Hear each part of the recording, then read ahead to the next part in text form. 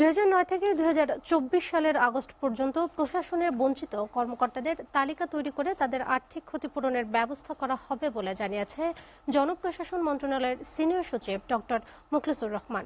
সকালে সচিবালয়ে সংবাদ সম্মেলনে একথা বলেন তিনি।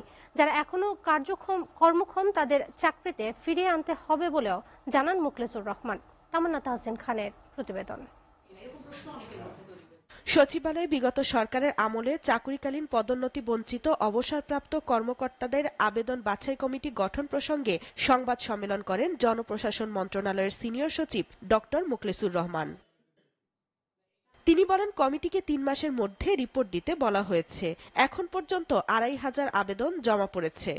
দীর্ঘ 16 বছরে বঞ্চিত, ইনক্লুডিং মি, এদের নিয়ে কোন পিরিয়ড 2009 সাল থেকে 4 আগস্ট 2024 এই পিরিয়ডের মধ্যে যারা বঞ্চিত হয়েছেন নানানভাবে ইত্যাদি, তাদের বিষয়গুলি কেস টু কেস বিবেচনা করে সরকারকে সুপারিশ করবে কাকে কোন জায়গায় নেওয়া যায়।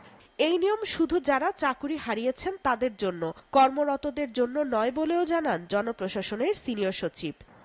এরা নানানভাবে বঞ্চিত হয়েছেন। প্রথম হলো সামাজিকভাবে হয়েছেন, পারিবারিকভাবে হয়েছেন, আর্থিকভাবে হয়েছেন, অনেকে অসুস্থ হয়ে গেছেন। নানানভাবে আমরা এটাকে এই সরকারের সদস্য সরকার, আমরা যেটাকে ইন্টারিম সরকার বলি, ওনারা বিবেচনার জন্য এই দিয়েছেন এবং very soon it will be done. জেলা প্রশাসকদের পদায়ন নিয়ে সৃষ্ট ঘটনার বিষয়ে পরে জানানো হবে বলেও জানান doctor Mukhlesur Rahman. Talking about positive of the government. Tamanna Tahsin Khan, SATV, Dhaka.